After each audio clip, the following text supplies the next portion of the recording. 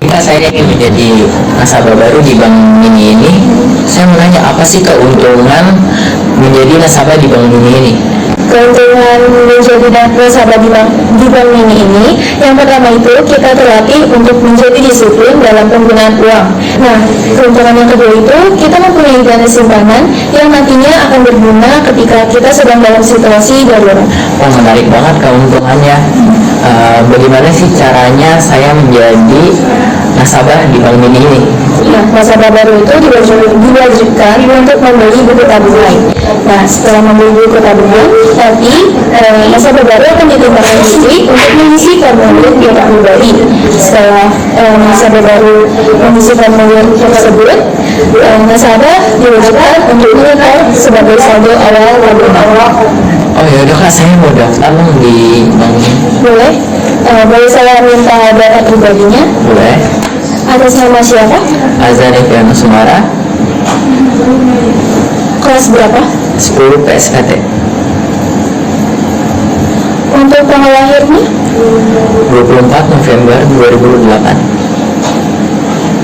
Oke. Sip. Terima kasih ya Kak. Iya, sama-sama. Dengan penerapan bank ini, kalian dapat mengambil dana saat keadaan darurat, serta kalian juga dapat hidup dalam menghemat keuangan. Itu menarik bank ini, keuangan aman, masa depan cerah. Oke, kita lanjut ke pengertian tulisan. Tari merupakan ungkapan pikiran, kehendak, perasaan, pengalaman menggunakan media gerak yang ekspresif. Menurut Sudaryono, tari adalah ekspresi. Oke, kita lanjutkan dulu, kami silakan. Wah, yang semangat nih, deh. Ini atau mau jajan nggak? Boleh.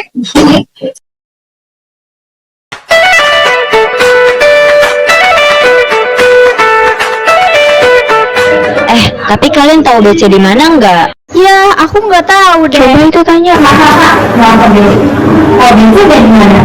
Oh, BC yang di bawah. Kalian mau jajan juga? Iya. Yaudah, yuk, ikut kita. SMK 45 Jakarta memiliki bisnis center yang terletak di lantai paling bawah, yaitu dekat gerbang kedua. Ini yang namanya BC. Kalian kalau nanti lapar atau haus, kalian bisa jajan di sini. Oh, makasih Kak. Oke, ayo.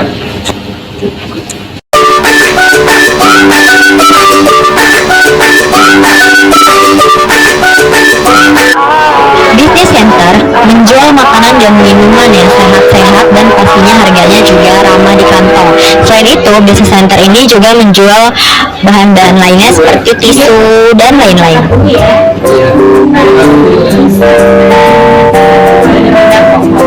Iya, ini jadi berapa? Ini jadi 6. Ya, totalnya 12.000.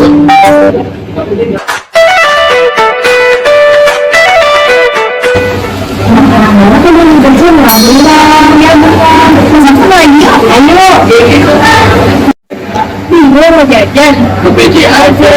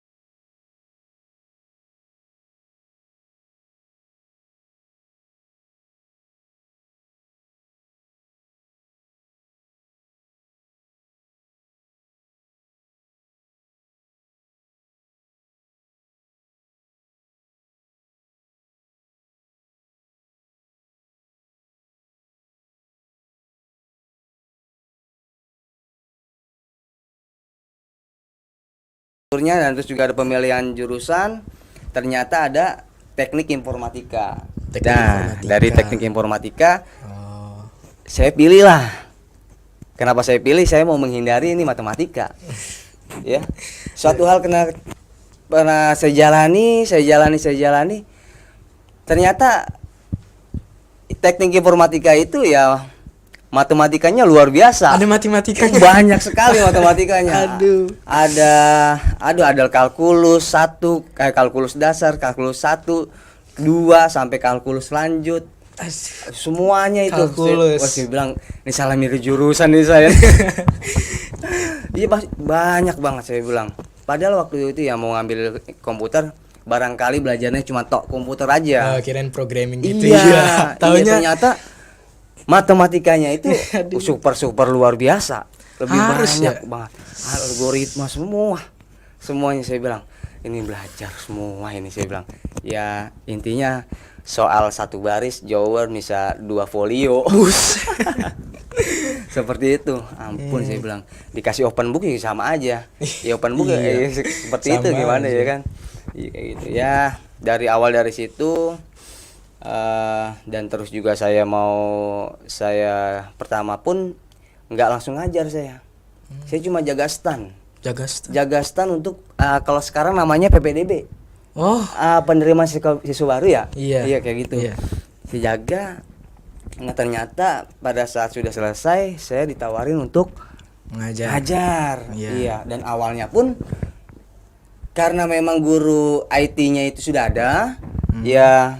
Saya ngajar itu pertama, percaya nggak? Saya ngajar kewirausahaan. Kok bisa? Saya ngajar kewirausahaan. Ya, tapi untungnya sebelum ngajar itu saya basicnya itu saya pernah berdagang. Ya, saya jadi nggak kosong-kosong banget nih ya kan. Saya pernah berdagang juga, laba rugi segala macam dan juga waktu akuntansi itu saya di SMK, jurusan akuntansi. Iya. Ya, padahal waktu saya di sekolah itu ya memang jarang banget saya belajar komputer kayak gitu. Ya alhamdulillah setelah seiring berjalannya waktu kewirausahaan kayak gitu udah selesai. Ternyata di pertengahan jalan saya barulah ya kan informatika. Mengajar informatika. Waktu itu namanya komputer dasar. Waktu itu di multimedia. Iya. Kayak itu. Ya dari spesifikasi komputer, perakitan, troubleshooting dan terus instalasi sampai permasalahan-permasalahan sampai dengan jaringan itu saya ngajarin di situ. Ada itu enggak, Pak? Apa? Programming. Kalau di komputer dasar itu belum ada. Belum ada ya? Itu cenderung lebih banyak ke hardware.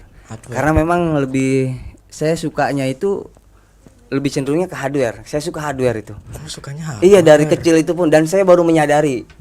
Kenapa baru menyadari ketika memang flashback kecil waktu saya kecil itu saya selalu dibelikan mainan sama orang tua saya. Mainan-mainan tentang mainan mobil, motor segala macem. Perahu itu pasti saya rusakin. Dibongkar-bongkar. Pasti saya bongkar. Saya baru ngehnya seperti itu. Saya bongkar-bongkar. Masang pun nggak bisa sebenarnya. Cuma pengen tahu aja. Bongkar nggak bisa masang. Iya. Pengen tahu aja. Ya. Oh seperti ini. Oh ternyata memang saya cenderungnya memang ke hardware. Kayak gitu. Jadi ya saya nikmati lah perjalanan hidup saya. Yes. Kayak gitu. Kalau itu boleh tahu udah berapa lama sih Bapak mengajar? Kalau mengajar saya dari tahun 2010 lah. 2010. Iya, saya ngajar tahun 2010 kayak gitu. Kalau di sini sudah berapa lama? Oh, kalau di SMK 45 ini di SMK baru jalan 3 tahun lah. Kayak itu baru sekali. Karena sebelumnya kan saya di swasta. Lebih banyak swasta. Iya, lebih banyak swasta. Yemik? Nah setelah waktu itu setelah saya di global nggak lama, saya setahun, saya masuklah ke sekolah saya dulu, sekolah yang saya pernah sekolah. Di mana? Di Sumpah Pemuda. Iya saya ngajar di situ. Dan itu pun faktor nggak sengajanya minta legalisir buat skripsi, persyaratan skripsi harus legalisir. Iya ditanya-tanya ternyata ada jam kosong, saya bisa ngajar. ya udah saya lanjut di situ. Ya yang di global saya lepas kayak gitu. Tapi sebelumnya kan memang pernah juga jaga toko di daerah Pasar Minggu dekat kampus itu. Pasar Minggu. Iya, dekat apa namanya? Jaga toko buat hardware kayak gitu, peralatan komputer Hardware, gitu. ya, Iya, pokoknya lebih banyak hardware saya. Kayak gitu waktu itu dulu kan namanya laptop itu sangat jarang sekali. Iya. Banyak PC.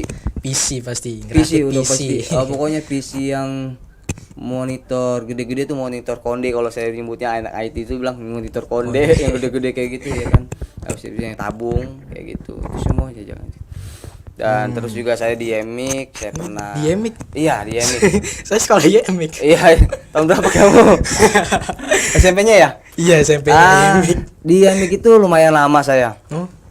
Enak. Kurang lebih tahun 2016. 2016 saya di sana. Sampai terakhirnya tahun 2021. 2021? Kayak gitu. Saya 2000 berapa ya, kelas 7. Iya. Kebetulan di sana saya diberikan amanah untuk ngajar TKJ.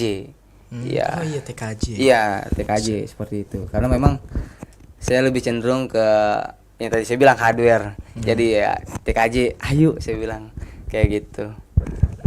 Kalau bisa jelaskan sedikit nggak Pak cara-cara rakit komputer? Oh iya. Rakit Kalau untuk rakit komputer kita tanya dulu nih, komputernya itu tujuannya buat apa? Misalkan cuma buat ngetik aja, searching kayak gitu, office biasa ya gitu. Ya saya saranin yang ini speknya simple aja. Simple aja. Dan terus kalau misalkan buat gaming Pak, ya kan kalau komputer mah kan tergantung gimana dana. Iya, kalau dananya lebih besar pasti dapat speknya yang lebih wah gitu. Kayak gitu. Ya kayak gitu sih. Jadi sekarang yang terbaru kan itu ya RTX. Banyak sekali sekarang yang terbaru itu, bahkan saya karena memang udah jarang pegang PC, ya hanya laptop saja. Kalau di sini ya, dan itu kalau misalkan di TKJ itu waktu itu memang di lab itu ya bongkar semua, semua kayak gitu, semua yang dari yang komputer nggak bisa dipakai, ya gimana caranya harus bisa sampai dengan jaringan kayak gitu semuanya saya ajarkan. Bahkan waktu itu ya mungkin prestasi terbaik saya itu saya pernah ajak anak murid saya yang baru 1 semester udah bikin warnet. Dan itu juga saya ajak buat bikin jaringan buat ujian nasional. Dulu ada ujian nasional, UNBK namanya. Ujian nasional berbasis komputer. Itu saya ajak, kebetulan saya jadikan asdos, asisten lab kayak gitu. Kurang lebih ada 9 orang. 9 orang. Iya, saya ajak itu. Baik, terima kasih Bapak atas jawabannya. Iya.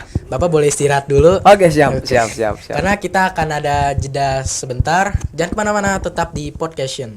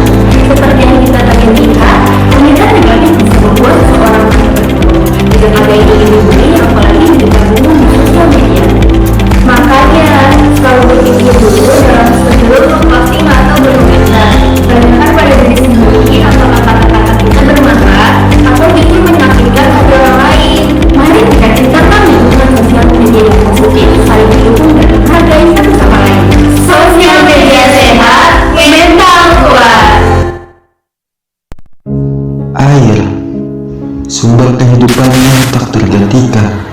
Tanpa kita sadari, setiap tetesnya begitu berarti. Namun, kita seringkali lupa bahwa air bukanlah sumber yang tak terbatas.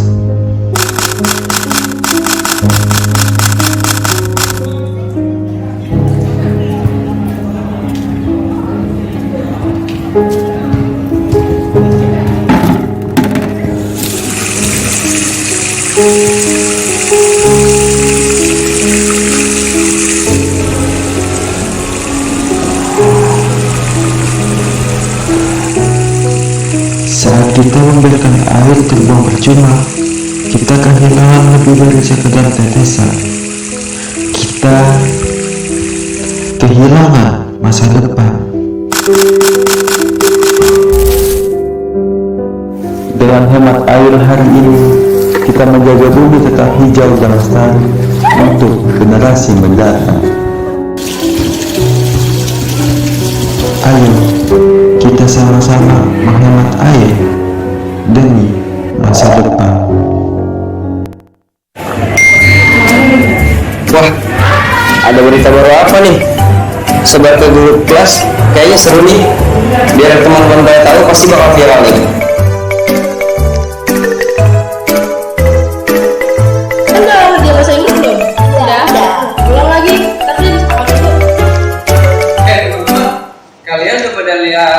Berita yang aku kirim di grup belum? Belum nih. Emang berita apa sih? Coba deh, kalian buka handphone kalian masing-masing. Kamu dapat berita ini dari mana? Itu aku dapat berita dari teman aku di sekolah lain. Teman kamu dapat dari mana? Gak tahu juga aku. Berarti beritanya belum pasti dong. Harusnya kamu cari tahu dulu kebenarannya, jangan langsung dibaca. Yaudah, nanti kita tanya Pak Guru aja biar lebih jelas. Anak-anak, kita akan melanjutkan pelajaran kemarin. Oke, ada yang mau bertanya? Saya ingin bertanya, apa benar tentang berita virus terbaru kalau sekolah itu akan diliburkan? Hah? Libur? Kamu dapat dari mana berita itu? Bukan Pak, saya dapat dari teman saya. Bagus, berita tersebut tidak benar karena tidak ada informasi apapun dari pemerintah. Lain kali, kamu kalau mau menyebar berita harus mencari kebenarannya dulu. Itu sama saja kamu menyebar hoax dan itu perbuatan tidak baik. Padahal aku udah kembar kalau bilang libur. Gimana sih bagus? Oke, sudah. Baik, anak-anak, kita akan melanjutkan pembelajaran kita hari ini. Nah, teman-teman, kita dulu jangan mudah percaya. Kita yang belum pasti kebenarannya, kita harus memberikan berita tersebut dengan cara menelusuri berita itu lebih dalam lagi. Cara menyaring berita hoax yang pertama, kita baca dulu beritanya dengan teliti. Yang kedua, kita cari sumbernya dan lihat siapa sumbernya. Yang ketiga, kita periksa faktanya dengan menanyakan kepada guru atau pihak yang bersangkutan. Baik pemirsa, kembali lagi di Podcast. Masih bersama saya Muhammad Fadilah sebagai host dan bintang tamu saya yaitu Pari Cianggara. Baik Pak, langsung ke pertanyaan selanjutnya ya Pak. Oke, siap. Apa pandangan Bapak tentang perkembangan teknologi di Indonesia dibandingkan negara lain? Kalau menurut pandangan saya ini memang ada sedikit keterbelakangan ketika ada teknologi yang sudah selangkah lebih maju di luar, tetapi di Indonesia baru masuk. Iya, ada beberapa sih saya bilang kayak gitu.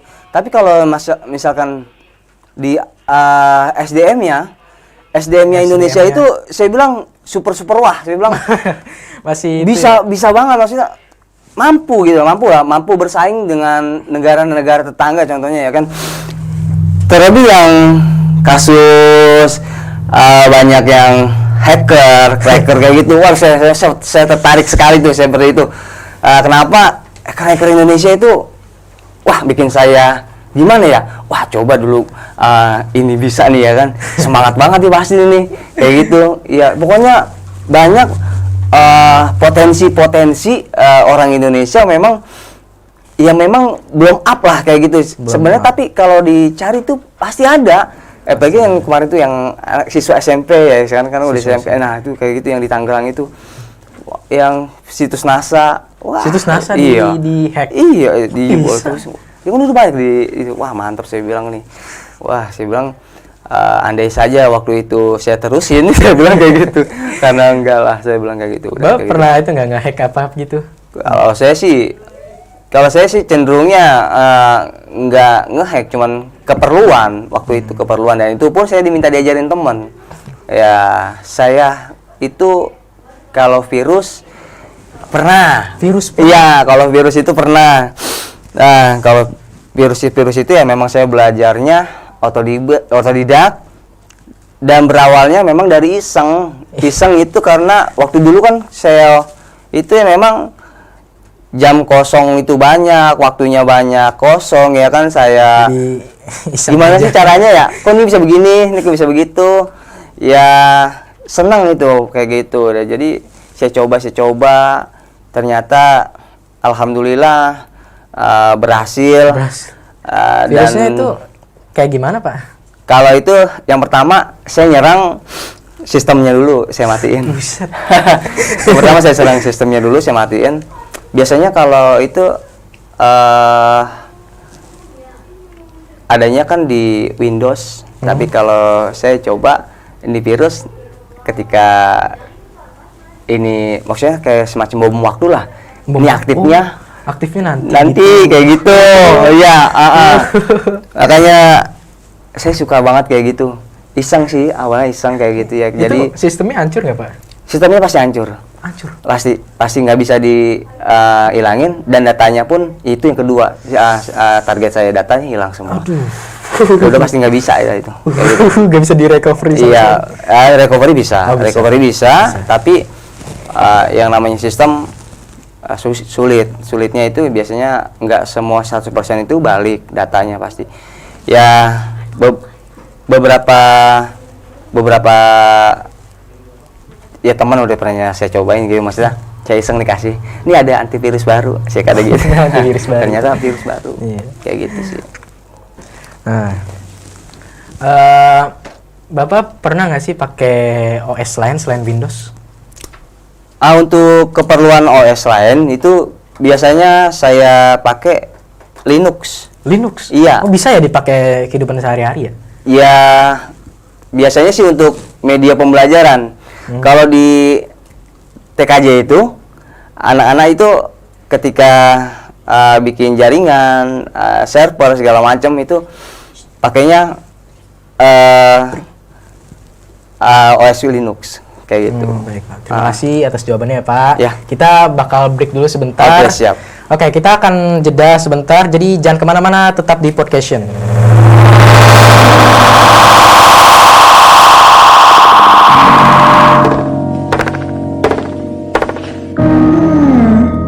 Kira-kira ada yang ingat ulang tahun aku gak ya?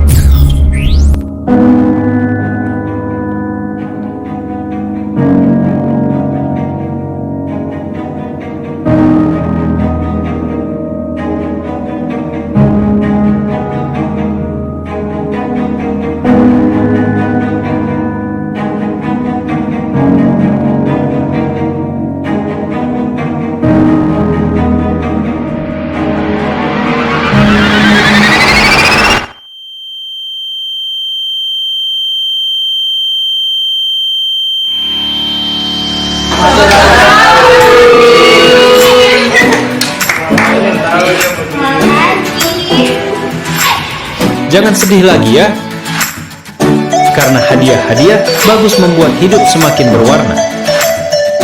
Produk-produk keren hanya ada di UPD Cafe. Maka dari itu, segeralah membeli produk dari UPD Cafe. Orang bahagia tentu karena hadiah. Kamu udah ngeprint ini? Oh iya, lupa.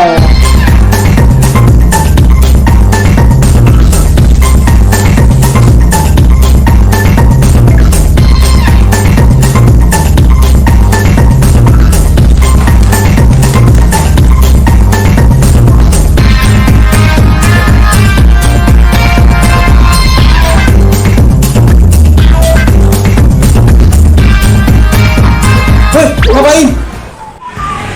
Ngeprint pak. Kan ada UPPSPT. Oh iya.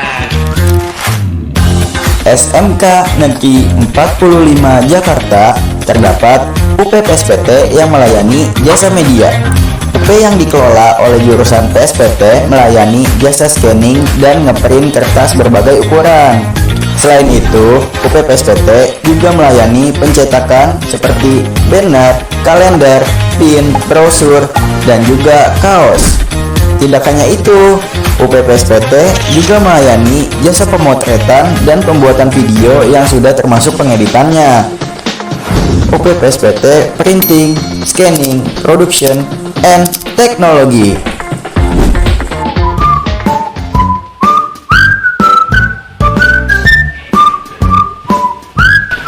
Woi, bayar dulu.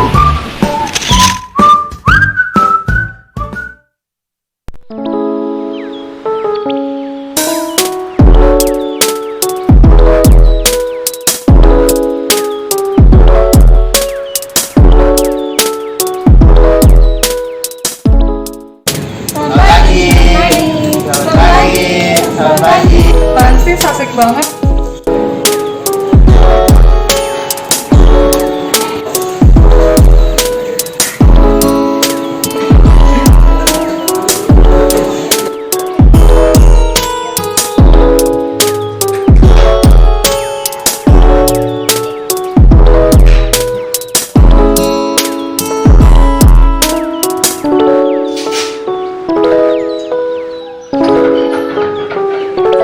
Tahu gak sih adanya LDKS di PKB ya? Hah, emang iya?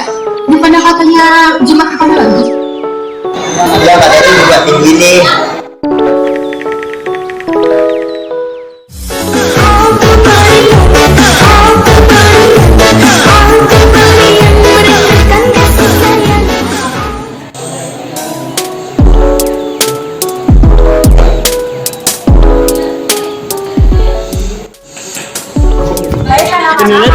Lucu banget ya. Nih, jadi ada orang yang kayak kakinya pincang gitu. Ini apa banget sih? Iya, berisik banget ya. Nah, jadi itu dia contoh yang tidak baik. Coba kalau kita melakukan 5S. Apa sih 5S itu? Nah, ayo kita simak yuk.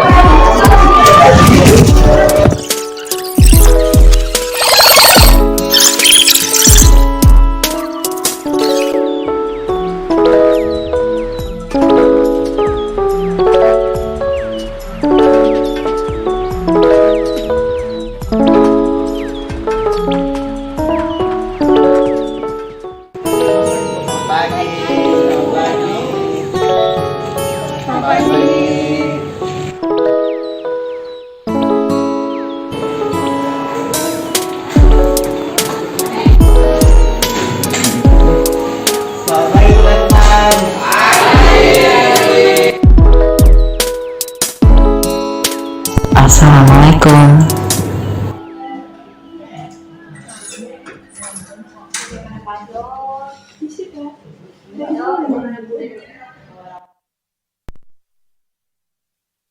Tahu gak sih adanya LDKS di PKB ya? Hah, emang iya? Bukannya katanya jimat kamu lagi? Iya katanya juga tinggi nih.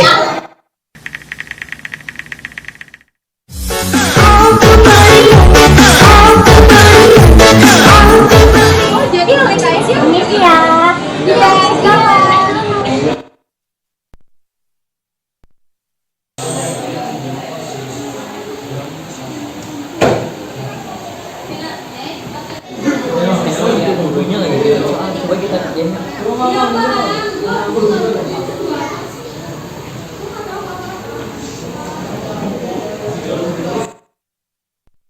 Baik anak-anak, apakah ada yang bisa menjawab pertanyaan ini? Saya. Ya,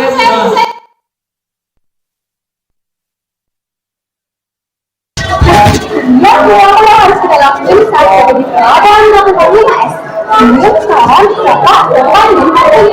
manfaatnya untuk meningkatkan integritas dan moral yang tinggi bagi para pelajar. Jadi, jangan lupa untuk melakukan 5S.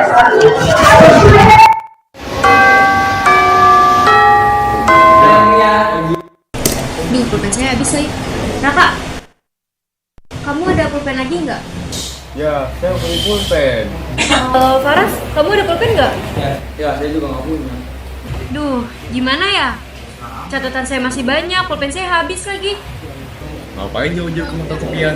Kan di Sekapan 5 ada UPOTKP yang mulai banyak alat tulis. Oh iya, saya tidak kepikiran untuk pergi ke sana. Terima kasih ya sarannya.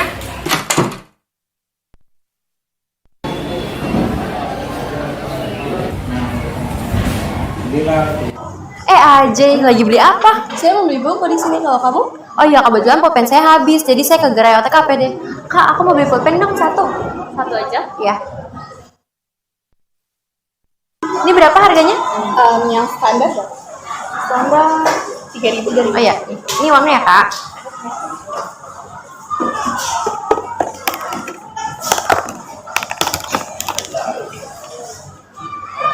Terima kasih. Wah, lengkap banget ya alat tulis di sini.